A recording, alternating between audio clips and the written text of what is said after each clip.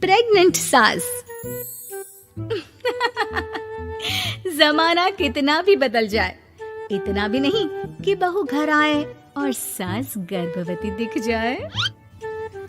देखो मीरा, माँ का पूरा ख्याल रखना है, उनसे अब काम नहीं होता है। क्यों, क्या हो गया है? तुम्हारी माँ तो हट्टी कट्टी दिख रही है, पूरी शादी में घोड़ी की तरह नाची है, अब क्यों काम नहीं होता उनसे? वो माँ प्रेग्नेंट है ना, बच्चा होने वाला है। मैं कभी भी भाई बन जाऊंगा इस साल के अंत तक। क्या बोल रहे हो? वो सर पर हाथ रखकर बैठ जाती है। यार, पहले क्यों नहीं बताया? कैसा मजाक है ये? झूठ बोल रहे हो ना? हाँ, झूठ बोल रहे हो ना? तभी ससुर की आवाज आती है। बहू, पानी गरम कर दे, तेरी सास को दवाई देनी है। समय पर दवाई ना दी तो परेशानी हो जाएगी। और हाँ, जरा काजू पीस कर दूध में मिलाकर ले आना। तेरी सास खुद से तो अपनी संभाल करेगी नहीं। हे भगवान, ये मैं क्या सुन रही हूँ? ये ससुर जी को क्या हो गया है? मैं क्या सोच कर आई थी? हाय रे, मैं तो किसी को मुंह भी नहीं दिखा पाऊंगी।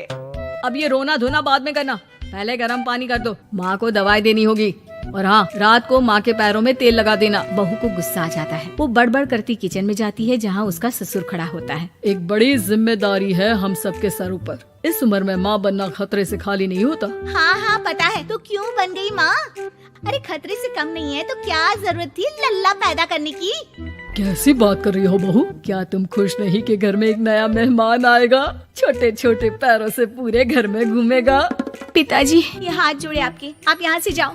ये शायरी बाद में बताना, अभी मैं पानी गरम करके थर्मस में दे देती हूँ। सारा दिन पिलाते रहो गर्म पानी। और हाँ, ये बच्चे की बात बार बार मुझसे कोई नहीं करेगा। बहू का पारा अब चढ़ा ही रहता था। वो काम तो सारा करती, लेकिन किलस किलस कर। मीरा सारे काम से फुर्सत पाकर बैठी होती है कि माँ का फोन आ जाता है। बेटा, बहुत बड़ी जिम्मेदारी है तेरे सर पर, अच्छे से निभाना। ससुराल में हर किसी को खुश रखना वैसे तो मुश्किल है, लेकिन भगवान ही हिम्मत देता है बहू को हर कुछ सहकर सबको खुश रखने की। क्या बड़बड़ किए जा रही हो माँ? जानती भी हो कि यहाँ क्या चल रहा है? मेरी सास, अरे तेरी सास तो देवी है देवी। कितने खुश हो रहे थे सारे तेरी सूरत देख देख कर। पता नहीं जैसे बहू नहीं कोई मन मांगी मुराद मिल गई हो उन लोगों को। अरे बात तो पूरी सुनो। मन मांगी मुराद तो पूरी हुई है। अरे मेरी सास को बच्चा होने वाला है, प्रेग्नेंट है वो। क्या बकवास कर रही है मीरा? ये बात किसी को कहना मत। मुझे तो बता दिया, लेकिन अब अपनी जबान सिल ले। कहाँ है तेरी सास? बात तो करा मेरी। पूछू जरा, पोता पोती खिलाने की उम्र में खुद का बच्चा खिलाने का शौक कहाँ से आ गया? और आया भी तो बताना तो चाहिए था। अब क्या नाक कटाने के लिए हम लोगों से रिश्ता जोड़ा है? रुक, तेरे पापा से बात करती हूँ। मीरा फोन रखकर लेट जाती है। वो एक सपना देखती है कि उसकी गोद में एक बच्चा खेल रहा है। भाभी की गोद में कितना खुश दिख रहा है ना, लग ही नहीं रहा कि भाभी है। मैं तेरे लिए क्या लाया हूँ, सोने की बालियाँ। तेरी शादी में तो मैं बुढ़ा हो जाऊंगा ना। अरे कैसी बात कर रहा है बेटा, इसकी जिम्मेदारी तो तू ही लेगा। हम लोगों का तो कोई भरोसा नहीं, कब ऊपर वाला उठा ले। बहू को सास को देख देख कर गुस्सा आ रहा था। तभी वहाँ पड़ोसन आ जाती है। अरे बहू, तुझसे तो पूछने से भी डर लगता है कि कब खुशखबरी सुना रही है। अब तो अपनी 1 महीने की ननद की ही जिम्मेदारी संभाल ले, बहुत है। अपने जेवर भी रख देना और पैसे भी जमा करना शुरू कर दे। वो बात आगे बढ़ाती उससे पहले ही बहू जोर से चिल्लाकर उठ जाती है। नहीं नहीं नहीं नहीं, मैं अपने जेवर किसी को नहीं दूंगी। अरे कौन ले रहा है तुम्हारे जेवर? तुम औरतें भी ना सपने में भी जेवर ही संभालती रहती हो। मैंने जो सपना देखा है ना, सुनोगे तो होश उड़ जाएंगे। अच्छा, तुम अपना सपना बाद में बताना, पहले मेरा सुनो। कल मैंने इतना अच्छा सपना देखा, इतना अच्छा सपना देखा कि अगर वो पूरा हो जाता है ना तो मैं तुम्हारे लिए रानी हार बनवा दूंगा। बहू अब सारे गम भूलकर पति का सपना सुनने में लग जाती है। अरे क्या सपना था बताइए ना, बोलिए भी तो, क्या सपना है? मैं पूरा कर दूंगी अगर बात रानी हार की है तो। बोलिए बोलिए। मैंने रात को सपना देखा कि माँ को बेटी हुई है और मुझे बहन। सच्ची, इस घर में बेटी हो जाए तो मैं तो झूम ही उठूं। मीरा का मुंह बन जाता है। वो चुप हो जाती है और सपने की बात याद करती है कि बेटी हुई तो उसे ही अपने गहने उसे देने होंगे। फिर तो रानी हार की जरूरत पड़ेगी ही। भाई लड़की बड़ी होगी, उसकी शादी होगी तो जेवर तो चढ़ाने ही होंगे ना, कहाँ से आएंगे वो? कितनी समझदार हो तुम मीरा। मैंने भी यही सोचकर तुम्हारे लिए रानी हार लेने का सोचा था। अरे फूटी किस्मत मेरी जो ऐसा परिवार मिला।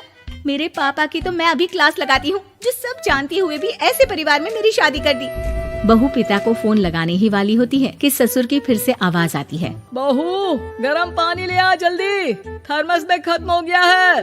बाद में खबर लेती हूँ मैं पापा की, पहले सास को गर्म पानी दिया हूँ। बहू अभी किचन में काम कर ही रही थी कि मीरा के मम्मी पापा आ जाते हैं। वो हाथ में ढेर सारे फल लेकर आते हैं। मीरा के पिता मीरा के ससुर से कहते हैं, लीजिए भाई साहब, ये फल रखिए, बहन जी को खिला दीजिएगा। वैसे कैसी है उनकी तबीयत? बस पता तो है आपको, ऐसे वक्त में जो होता है बस वही सब। मुझे तो सुनकर बहुत गुस्सा आया था, लेकिन चलिए, भाग्य में जो है लिखा उसे कौन टाल सकता है।